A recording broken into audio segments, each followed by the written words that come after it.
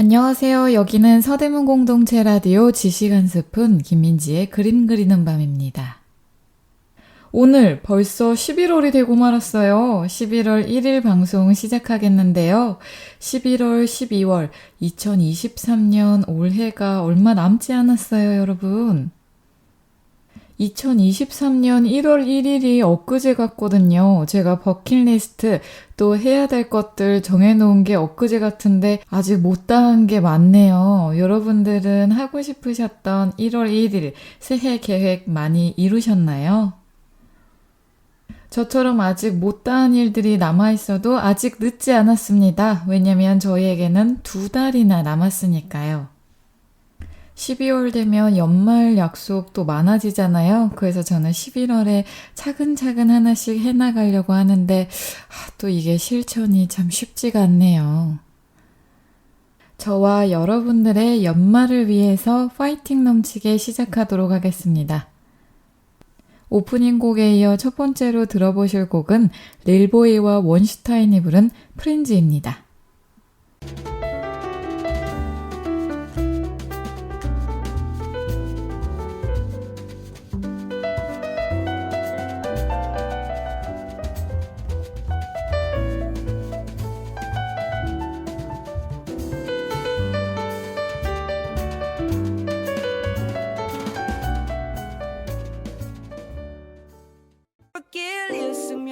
우리들 새로운 시작이 널 엄습하는 불안감도 이해가 돼서 난 가만히 앉아있을 수 없네. 그냥 응원이라도 해볼까 해. We sing it like Yeah we sing it like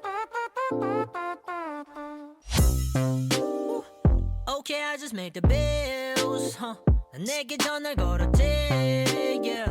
오랜만에 놀러와 like old times 내가 살게 그대로야 우리 집은 똑같은 동네 똑같은 곳에 서사로 remake But back in the days 너와 나 매일같이 돌아다녔던 그때와는 좀 달라졌지 But I don't take it matters 난 그대로 yeah And you said it 얼마만이야 나도 생각나 아무 생각 없이도 재밌던 그때가 말야 It's been a long year 다 같이 모였던 날이 몇 년 만인지 먼저 연락 줘서 고마워 But I got new job and kids to feed 예전같이 놀 순 없잖아 생각 없이 당장 내일 아침부터 일이 있어 갈 순 없겠지만 But you have a wonderful night 꽃길 있으면 내 우리들 새로운 시작이 널 엄습하는 불안감도 이해가 돼서 난 가만히 앉아있을 수 없네 응원이라도 해볼까 해 We sing it like Yeah we sing it like So no one told you life was gonna be this way That way 내가 누누이 말한 조심하란 게 가끔씩 이 모든 관계가 비즈니스 같아 핸드폰 안 들려 이미 서로 버티고 있다는 걸 알아 이 얘기를 할 수 있는 널 제외하면 아마 내 주소록에 옮길 사람은 얼마 안 남아 요금제 괜히 무리에 무제한 우린 항상 둘이 앉아서 피자를 먹거나 영화를 보곤 했지 하지만 지금 네가 떠난 소파에 싱크홀 티 걸린 그 그림 그 방 이젠 추억이 됐네 꽃길이었으면 내 우리들 새로운 시작이 엄습하는 불안감도 이해가 돼서 난 가만히 앉아있을 수 없네 그냥 응원이라도 해볼까 해 We sing it like Yeah we sing it like All my friends don't ride 어디 갈지 몰라 너도 알겠지만 I hate to say goodbye All my friends don't ride 어디 갈지 몰라 너도 알겠지만 I hate to say goodbye 여기는 서대문 공동체 라디오 지식한 스푼 김민지의 그림 그리는 밤입니다. 방금 듣고 오신 첫 곡은 원슈타인과 릴보이가 부른 프렌즈입니다. 가수 원슈타인님의 목소리 굉장히 특이하고 매력있죠. 한동안 저도 이분의 목소리에 빠져서 원슈타인님의 노래를 굉장히 많이 듣곤 했답니다. 자, 이번 주도 제가 열심히 준비를 해와 봤는데요. 어떤 작가와 작품에 대해서 이야기 나눠볼까요?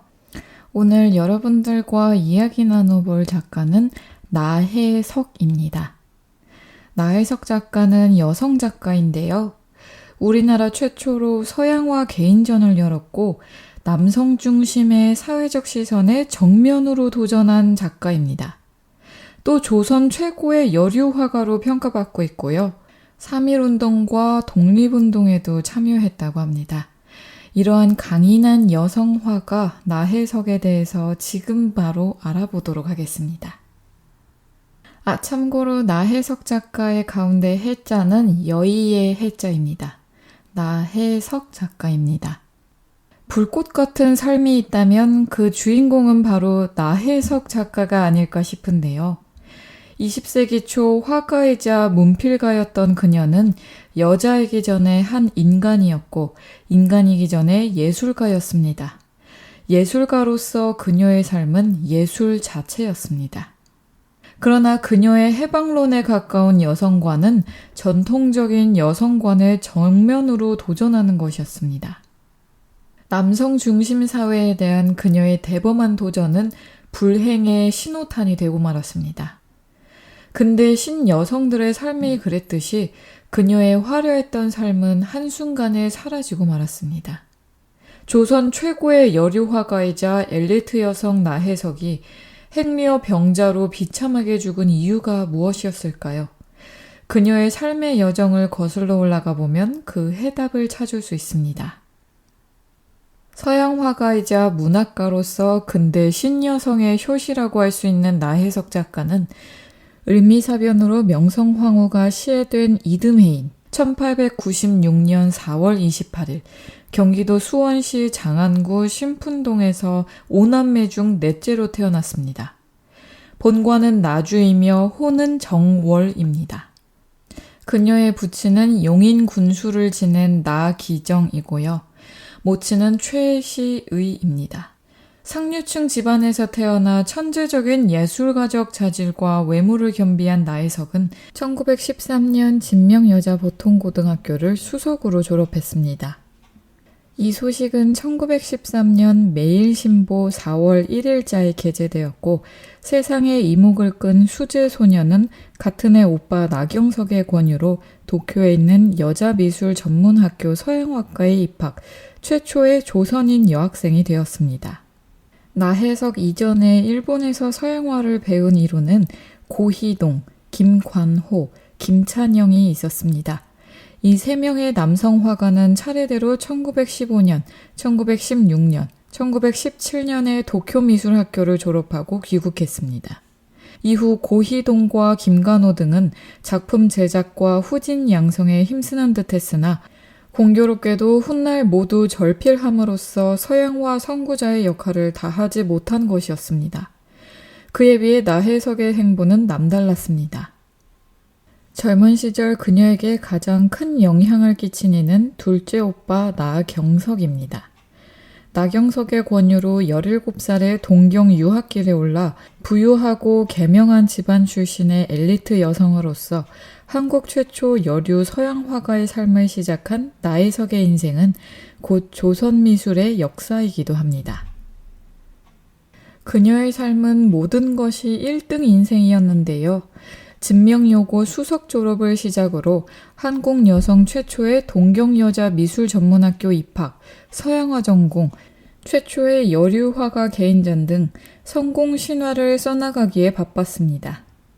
그러나 성공한 여성으로 살기에는 시대가 그녀를 뒷받침해 주지 않았는데요. 똑똑하고 자의식 강한 나혜석이 결혼을 하지 않고 홀로 살았다면 다른 인생을 살았는지도 모르겠습니다. 하지만 불꽃 같은 예술가적 혼을 가진 그녀의 영혼은 너무나 자유분방했고 전통적인 결혼 생활은 그녀와 어울리지 않았습니다. 이른 나이에 그녀의 인생에서 첫사랑은 동경 유학 시절에 만난 최순구였습니다. 시인이었던 최승구는 동경 유학생 중 천재로 불리며 학지광 편집에도 관여한 인물입니다. 최승구를 나혜석에게 소개한 인물은 오빠 나경석이었는데 최승구는 이미 결혼을 한 몸이었습니다. 집안에서 맺어준 아내가 있었으나 최승구와 나혜석은 유학지인 동경에서 연인 사이로 발전했습니다.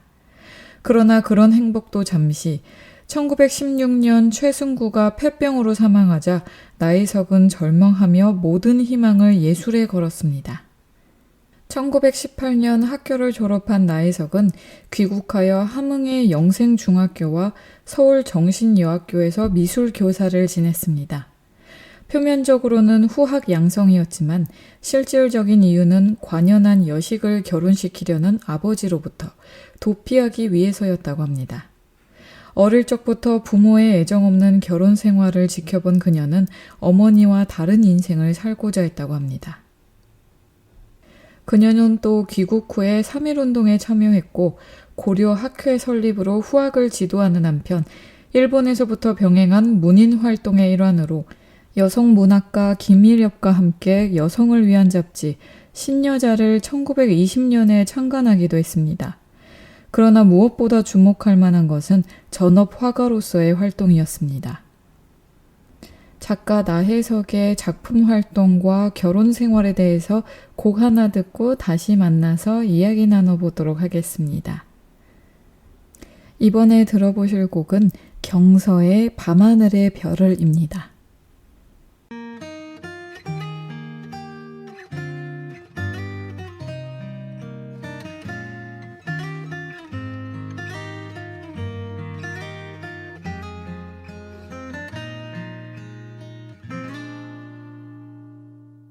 밤하늘의 별을 떠서 너에게 줄래. 너는 내가 사랑하니까 더 소중하니까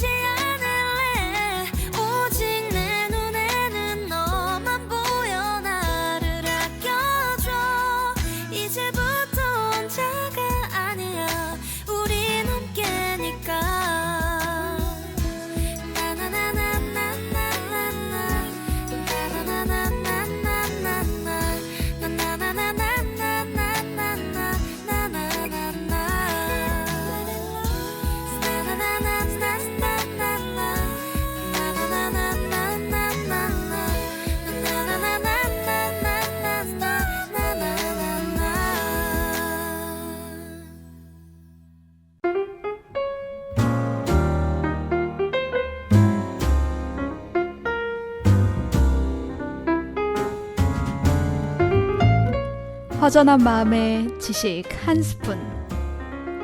그림과 책, 인문학과 인도 이야기, 그리고 마음 나누는 대화법까지. 지식 한 스푼의 풍성한 주제로 오늘도 지식 충전하세요.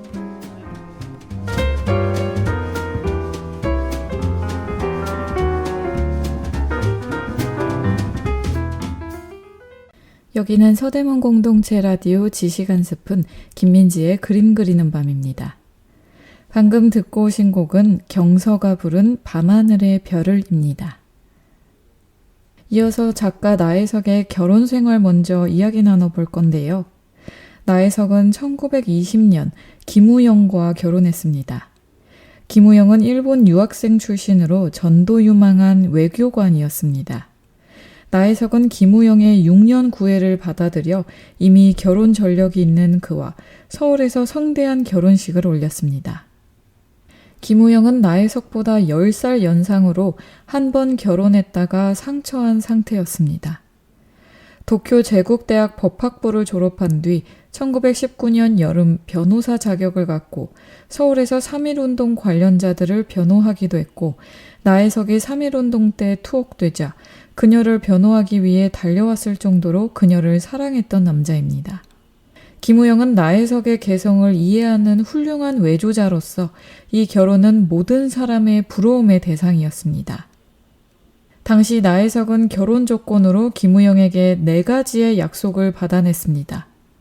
일생을 두고 지금과 같이 나를 사랑해 줄 것과 그림 그리는 것을 방해하지 말 것, 시어머니와 전실딸과는 함께 살지 않도록 해줄 것, 그리고 첫사랑 최승구의 묘지에 비석을 세워줄 것을 요구했습니다.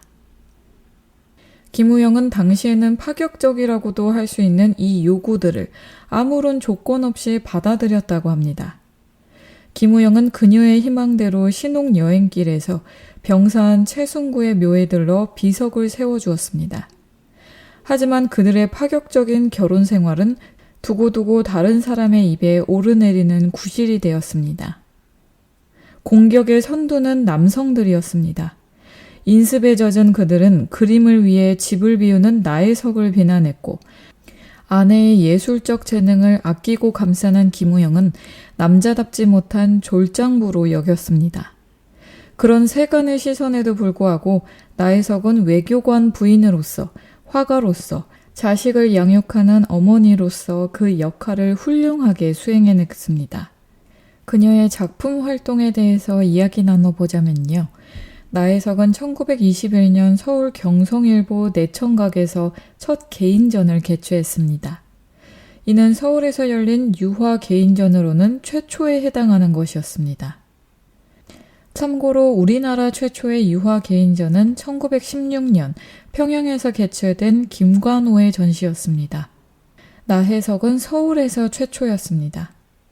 70점의 유화 작품을 내건 전시에는 5천여 명의 관람객이 다녀갔고 20점의 작품이 고가에 팔렸습니다. 당시 나혜석은 결혼 1년차 만삭의 몸이었습니다. 서울에서의 개인전 개최는 결혼할 때 조항을 두었잖아요. 그 조항의 결실인 동시에 본격적인 화가로서의 출발이었던 셈입니다. 이후 나혜석의 작품 활동은 1922년 조선총독부 주관으로 창설된 미술공모전, 조선미술전람회를 중심으로 이루어졌습니다. 일제 치하 관전 형식이라는 맹점에도 불구하고 조선미전은 당시 미술가들의 등용문이었습니다. 나혜석은 제1회전부터 꾸준히 참가해 7회와 8회, 2차례를 제외하고 1932년 제11회전까지 총 18점을 출품한 것으로 밝혀졌습니다. 그러나 안타깝게도 이때의 출품작들은 모두 망실되어 사진으로만 확인할 수 있습니다. 현재 전해지고 있는 작품 농촌 풍경, 만주 봉천 풍경 두 작품에서 1920년대 조선미전 초기에 출품한 나혜석의 화풍을 짐작하게 하지만 이 역시 정확한 연대 미상과 학자에 따라서는 농촌 풍경의 진작 여부를 의문시하는 경우도 있어 화가의 기량이 10분 발휘된 출품작들이 남아있지 않은 것이 굉장히 아쉬울 따름입니다. 1927년 나혜석은 그녀의 남은 인생을 좌우하게 되는 결정적인 계기를 맞게 되었습니다. 만주 안동현 부영사인 김우영이 일본 외무성에서 보내주는 일종의 위로 출장인 구미시차를 가게 된 것입니다. 부부는 새 아이를 동네 본가에 맡기고 16개월 동안의 세계 여행길에 올랐습니다. 파리를 기점으로 벨기에, 네덜란드, 이탈리아와 영국, 스페인, 그리고 미국 등지를 돌아보는 여행은 훗날 여행기를 통해서도 확인할 수 있듯이 나혜석으로 하여금 이 땅의 개인으로서, 여성으로서, 화가로서의 위치를 자각하게 했다고 합니다. 그녀가 자식까지 두고 세계 일주를 한 것은 사람은 어떻게 살아야 하나, 남녀는 어떻게 평화스럽게 공존할 수 있을까, 여자의 지위는 과연 어떤 것인가, 나의 그림은 어떤가 하는 철학적이고 예술가적 고민을 해결하기 위해서였다고 합니다. 그녀에게 세계 여행은 성공적이었습니다. 유럽 여행은 그녀에게 새로운 영감을 주었고 서구의 여성운동과 지위 등을 견문할 기회가 되었습니다. 새로운 자극에 목마른 그녀는 마침 남편 김우영이 법률 공부를 위해 베를린에 가 있는 동안 타지에서의 경험과 자유를 만끽할 수 있었습니다. 답답한 조선사회와 달리 서구사회는 그녀에게 유토피아였고 해방구가 되었습니다. 그런데 세계여행은 방금 성공적이었다고 했는데 그녀에게 행복과 불행을 동시에 안겨다 주었습니다. 파리에서 만난 천도교 지도자 최린과의 만남은 그녀의 인생을 뿌리부터 뒤흔들었기 때문입니다. 최린과의 만남이 얼마나 큰 사건으로 번졌는지는 노래 한 곡 듣고 다시 이야기 나눠보도록 하겠습니다. 이번에 들어보실 곡은 스탠딩 에그의 오래된 노래입니다.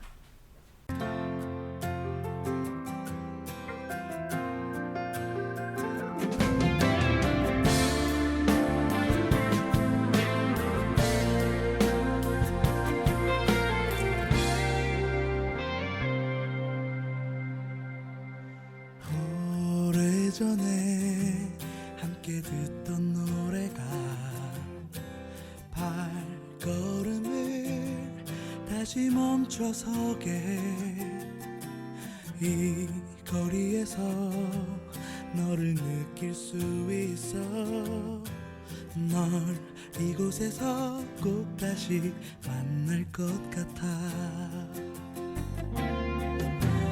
너일까봐 한 번 더 바라보고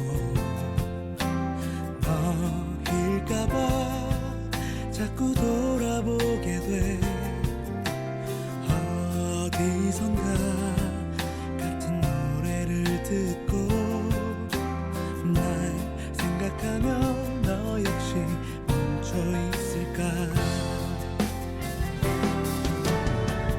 오래전에 함께 듣던 노래가 거리에서 내게 우연히 들려온 것처럼 살아가다 한 번쯤 우연히 만날 것 같아 사랑했던 그 모습 그대로 내 사랑이 그대로인 것처럼 발걸음이 여길 찾는 것처럼 꼭 만날 거야 지금 이 노래처럼 날 사랑하는 네 맘도 같을 테니까 오래전에 함께 듣던 노래가 거리에서 내게 우연히 들려온 것처럼 살아가다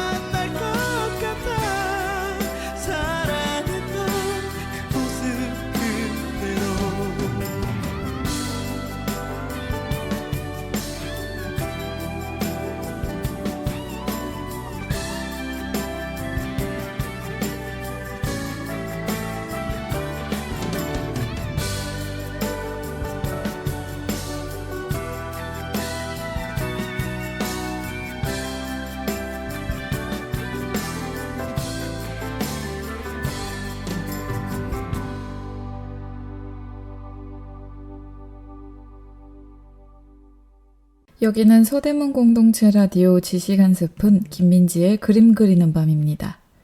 방금 듣고 오신 곡은 스탠딩 에그의 오래된 노래입니다.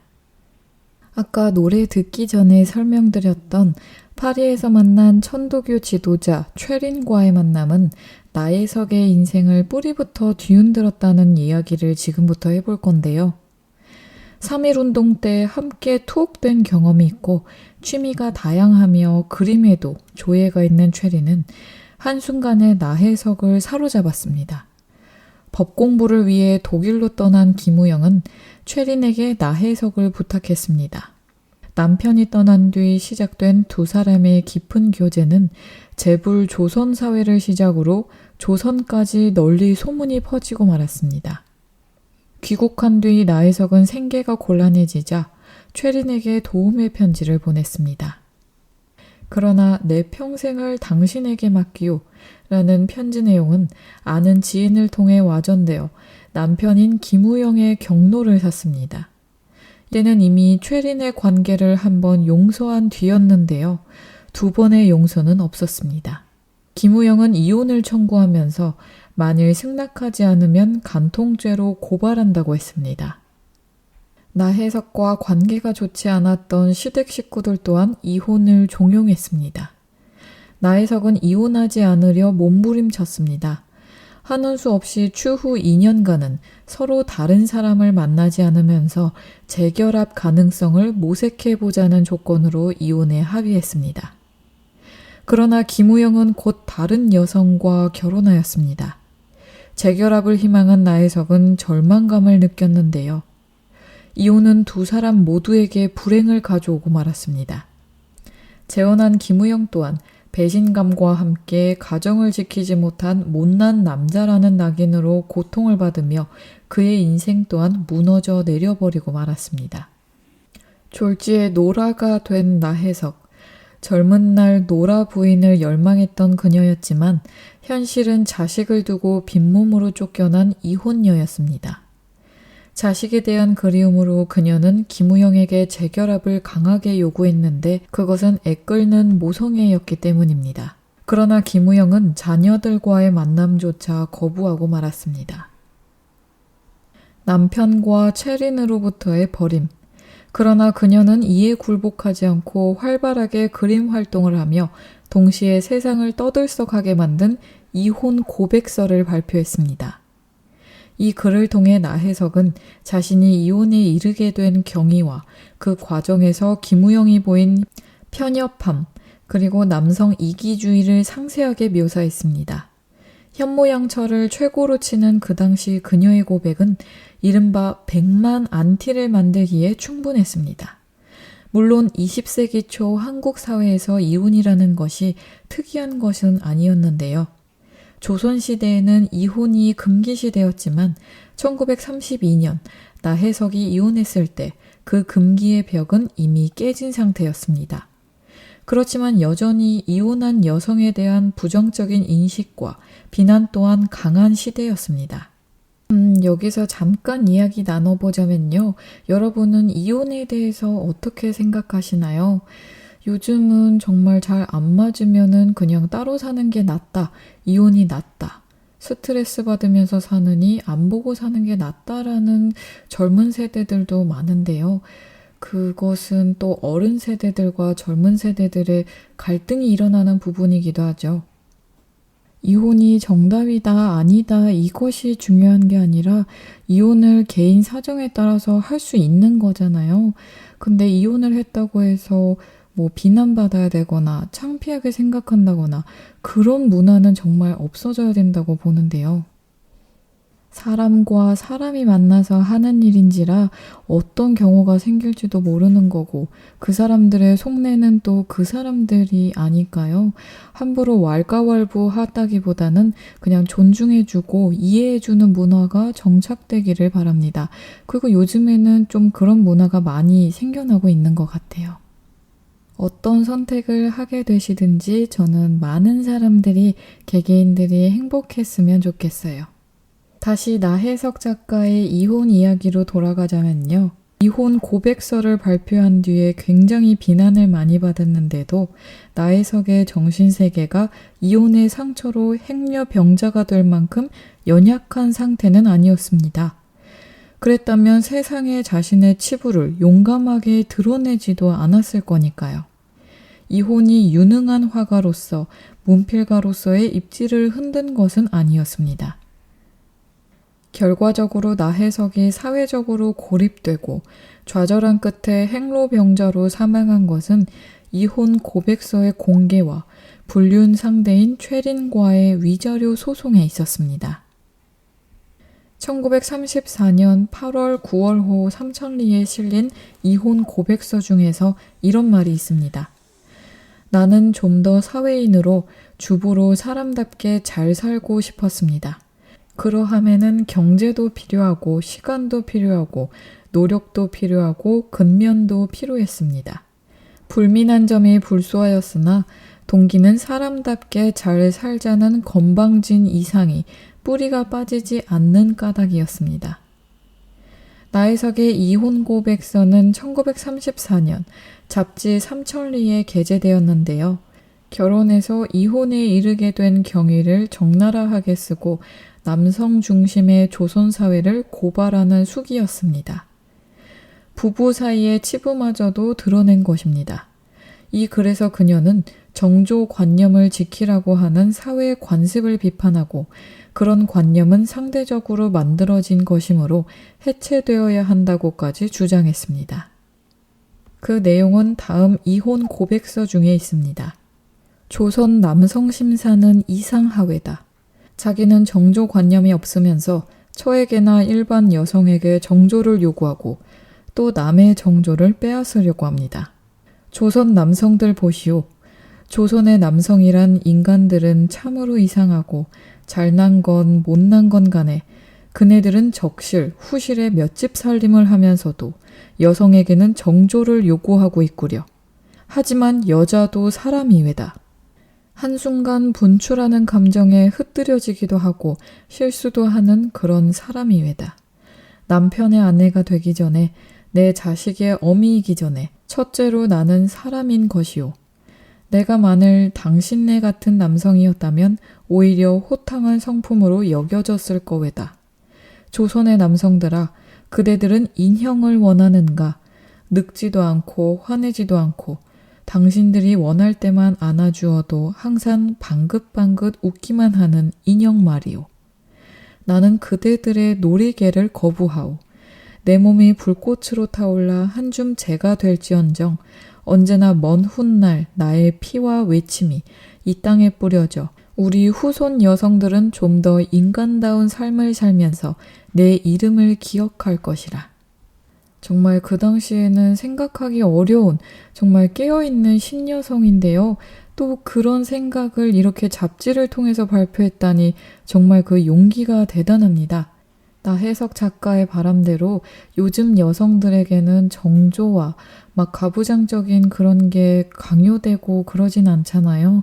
그래서 지금 현대사회 여성들을 보시면 만족해 하시지 않을까 싶습니다.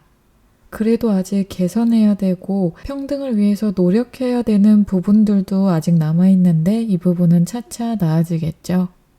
우리 여기서 잠깐 쉬고 노래 한 곡 듣고 다시 만나도록 하겠습니다. 이번에 들어보실 곡은 아이유의 셀레브리티입니다. 세상에 모서리 그 부정하게 커버린 골칫거리 outsider 걸음걸이 옷차림 이어폰 넘어 플레이리스트 음악까지 다 minor 넌 빠르지 널군 고개 위 환한 빛 조명이 어딜 비추는지 내려도 결국 알게 되길 더 원해 난 네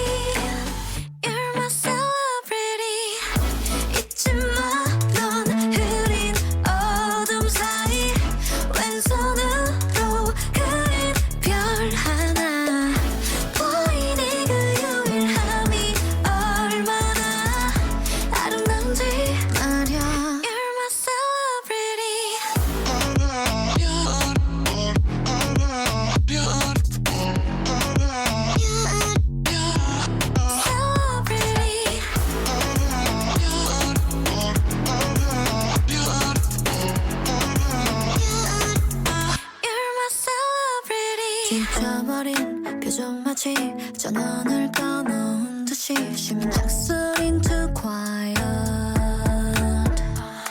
네가 가진 반짝거린 상상력 아이덴티티까지 모조리 tired 넌 빠르지 아직 못 답인 널 위해 쓰였지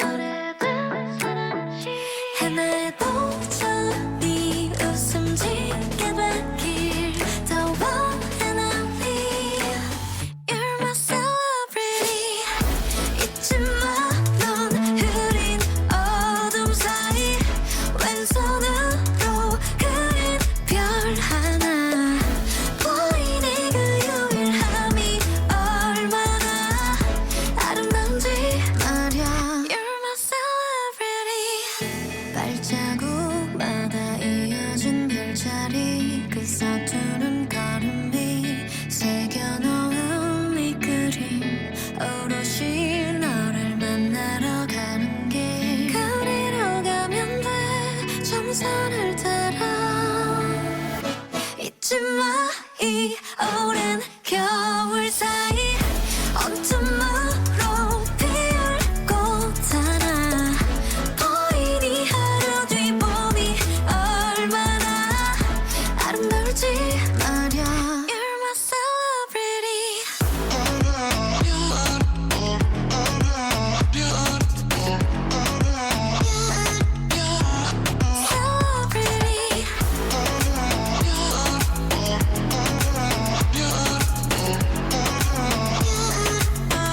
my celebrity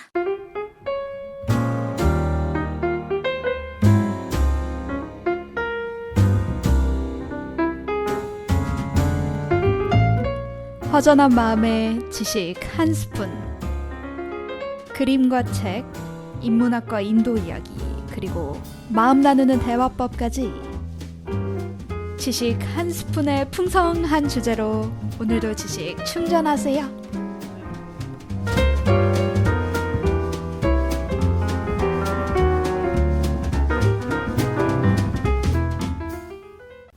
여기는 서대문 공동체 라디오 지식 한 스푼 김민지의 그림 그리는 밤입니다. 방금 듣고 오신 곡은 아이유의 셀레브리티입니다. 다시 나혜석 작가 이야기로 돌아가서요. 근데 그녀는 왜 비참한 최후를 맞이했을까요? 나혜석은 가정뿐만 아니라 연애와 섹슈얼리티에서도 남녀의 불평등이 강요되는 사회, 여성에게만 정조를 강요하는 이중성에 항의를 했습니다. 불륜을 저질러도 남성은 사회적으로 매장당하지 않는데 온갖 비판이 여성에게만 집중되는 불합리에 강한 불만을 가졌습니다. 그러한 생각은 남편 김우영이나 연인 최린과의 관계, 이혼에 이르는 구체적인 경험에서 실질적으로 경험했던 것입니다. 남편과 세상을 향한 이혼 고백서를 발표함과 동시에 나혜석은 최린을 고소했습니다.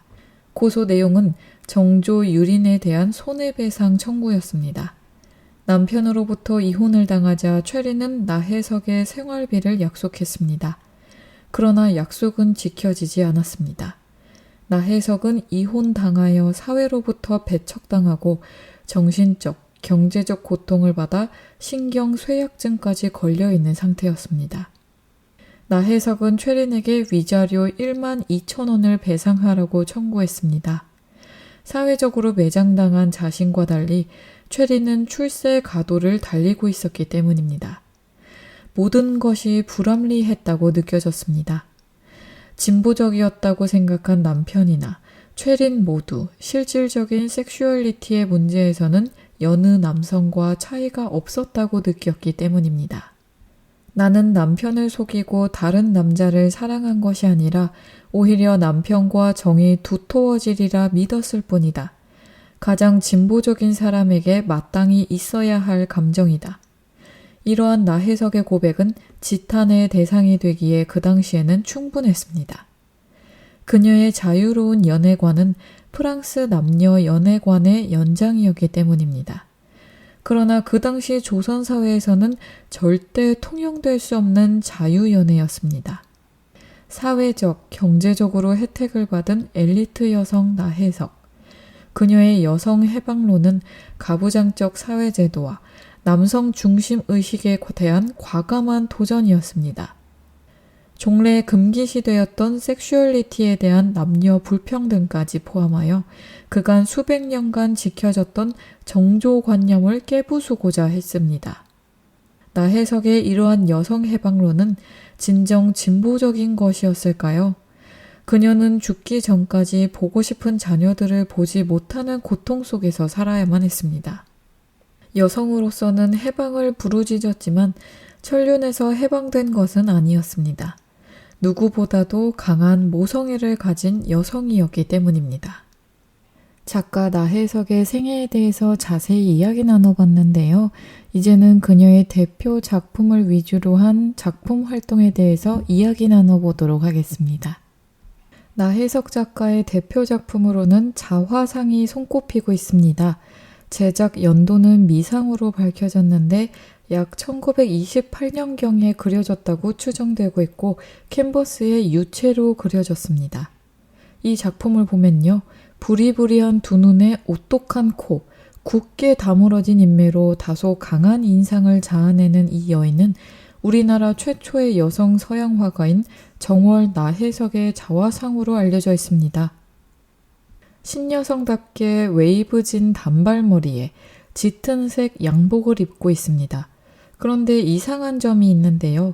그녀가 이렇게 생겼던가요? 몇 장의 흑백 사진으로 전해지는 나혜석의 모습과는 영 딴판이었기 때문입니다. 사진에서 본 그녀는 분명 빼어난 미인은 아니지만 영민함이 느껴지는 가늘고 긴 눈매, 완만하고 둥근 턱선을 가지고 있었기 때문입니다. 그런데 그 나혜석은 온데간데 없고 화폭 안에는 뚜렷하다 못해 과장된 이목구부의 어느 서양 여인이 앉아 있습니다. 여기서 몇 가지 문제가 제기됩니다. 이 그림은 과연 자화상일까? 자화상이라면 화가는 어째서 자신의 모습을 이토록 다르게 그렸을까? 몇몇 학자들은 이 작품의 제작 시기를 나혜석의 구미 여행에서 돌아올 즈음인 1928년 전후로 추측합니다. 이는 기존 일본에서 익힌 서양 화풍에서 진일보하여 나혜석이 파리에서 습득한 야수파 화풍을 가미해 그린 자화상이라는 설을 뒷받침합니다. 여행 이후 서구에 대한 동경과 갓 배워온 미숙한 표현법이 어우러진 결과라는 것입니다. 그렇다면 그림 속 전혀 닮지 않은 화가의 얼굴, 강렬한 이목구비 표현에 어느 정도 수긍할 수도 있겠는데요. 그러나 또 다른 견해에 따르면 이 작품 속 모델은 화가 자신이 아닐 뿐더러 그림 하단, 좌우측에 영문 이니셜과 한글로 2개의 서명이 적혀있는 상당히 특이한 경우에서 위작의 가능성도 배제할 수 없다는 주장이 제기되었습니다. 안타깝게도 현재 전하는 나혜석의 작품 가운데 일부는 위작 시비에서 자유롭지 못하고 있습니다. 최초의 신여성 서양 화가, 서울에서 유화 개인전을 처음으로 개최하고 그 어떤 남성 서양 화가들보다 적극적으로 화업에 주력한 나혜석의 대표 작품들은 마치 약속이나 한 듯이 하나도 전해지지 않고 있습니다. 이 불행한 상황을 거슬러 올라가 보면 체린과의 관계에 분노한 김우영과의 이혼, 이후 유례없는 이혼 고백서 발표와 최린을 상대로 낸 정조 유린 청구 소송과 같은 파격적인 사건들이 있습니다. 오늘날의 잣대로도 쉽게 용납되지 않는 이 같은 일들을 벌인 나혜석을 당시 사회와 사람들이 이해할 리 만무했는데요. 이혼 후 그녀는 자식들에 대한 그리움과 경제적인 어려움에 힘겨워하면서도 작품 제작에 몰두했고 조선미전 출품지 속에 1935년에는 개인전도 열었으나 미술계와 언론의 반응은 차가웠습니다.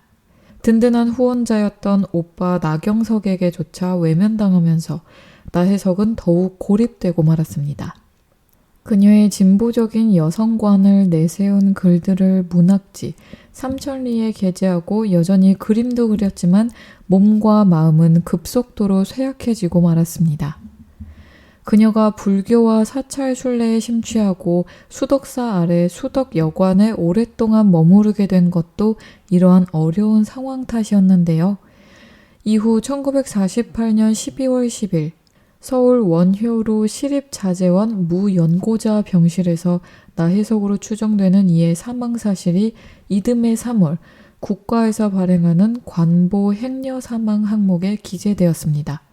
모두가 주목했던 그녀의 삶은 이렇게 아무도 모르게 마감되었습니다. 여기서 저희는 노래 한 곡 듣고 다시 만나서 마무리해 보도록 하겠습니다. 이번에 들어보실 곡은 폴킴의 모든 날 모든 순간입니다.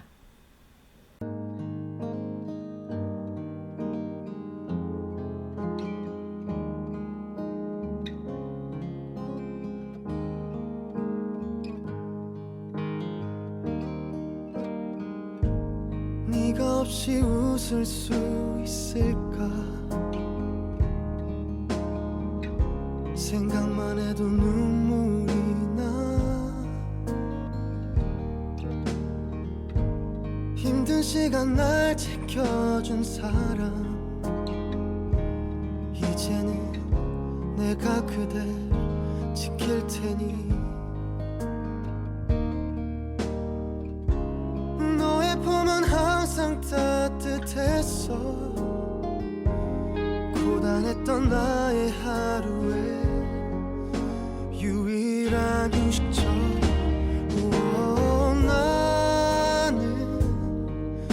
나는 너 하나로 충분해 긴 말 안 해도 눈빛으로 다 아니까 한 송이의 꽃이 피고 지는 모든 날 모든 순간 함께해 햇살처럼 빛나고 있었지 나를 보는 네 눈빛은 꿈이라고 해도 좋을 만큼 그 모든 순간은 눈부셨다 불안했던 나의 고된 삶에 한 줄기비처럼 다가와 날 웃게 해준 너 나는 너 하나로 충분해 긴 말 안 해도 눈빛으로 다 아니까 한 송이의 꽃이 피고 지는 모든 날 모든 순간 함께해 알 수 없는 미래지만 네 품속에 있는 지금 순간순간이 영원했으면 해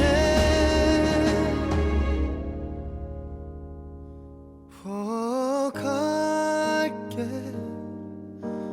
바람이 좋은 날에 햇살 눈부신 어떤 날에 너에게로 처음 내게 왔던 그날처럼 모든 날 모든 순간 함께해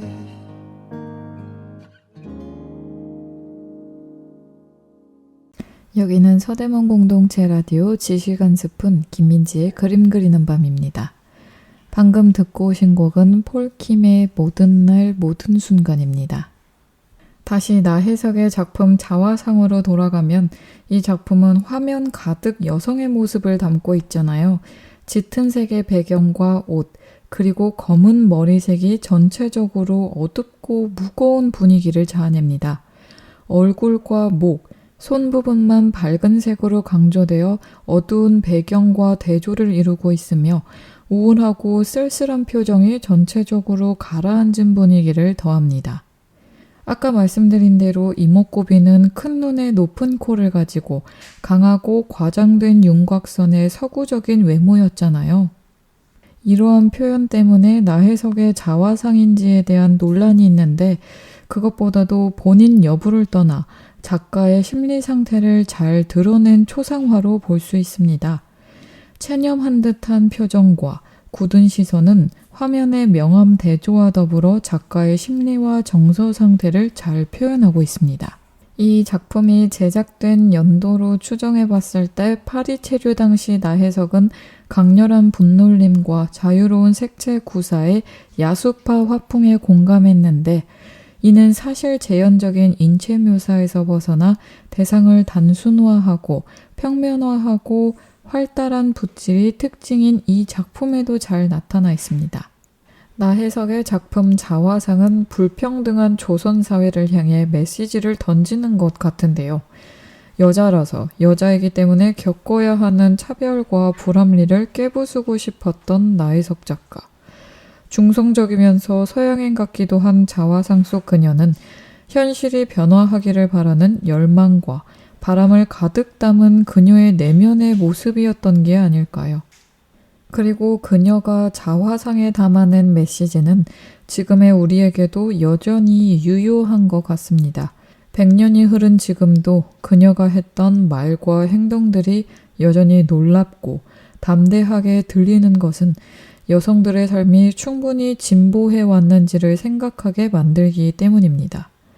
나혜석의 자화상은 지금 대한민국의 여성으로서 당신은 얼마나 행복한지, 얼마나 자신의 삶에 만족하고 있는지 묻고 있는 것 같습니다. 이렇듯 시대를 앞서간, 그러나 너무나 앞선 나머지 자식들에게는 나쁜 여자로 기억되고 사회에서는 잊혀진 인물이 되어버린 나혜석이 다시 부활한 것은 1970년대 이후부터입니다. 특히 한국 최초의 여성 서양 화가로서 당시로서는 극히 드물게 서구의 당대 미술을 직접 접했던 그녀의 작품들에 대한 학술적 연구는 그간에 정리된 자료를 바탕으로 최근 더욱 세부적으로 진행되고 있다고 합니다. 남은 것은 이제 우리의 지속적인 관심인 것 같습니다. 지난 1999년 제1회 나혜석 바로알기 심포지엄이 열린 이후 이듬해 2월에는 이달의 문화인물로 선정되며 그동안 가려졌던 진면목들이 세상에 알려지기 시작한 것이 그녀를 다시 돌아보게 된 계기라고 할 수 있습니다. 그녀의 출생지 수원시에서는 팔달구 인계동 효원공원부터 서쪽 600m 거리를 나혜석 거리로 조성했고 거리에 우뚝 선 그녀의 동상은 수원 문화의 중심이 되고 있습니다. 저도 수원 가게 되면 나혜석 거리를 꼭 방문해 보려고 해요. 그 당시 받아들여지기 어려웠던 여성의 자유로움과 해방에 대해서 목 놓아 불렀던 나혜석 작가. 어떻게 그 당시에 이렇게 깨어있는 신여성의 생각을 할 수 있었고 밖으로 사회로 표출할 수 있었는지 정말 존경스럽고 대단한 여성인 것 같습니다. 자, 오늘 준비한 나혜석 작가에 관한 이야기 좀 유익하고 재미있으셨나요? 다음 주에도 여러분께 쉽고 재미있게 작가와 작품 이야기 준비해서 가져오도록 하겠습니다. 지금까지 서대문 공동체 라디오 지식 한 스푼 김민지의 그림 그리는 밤이었습니다.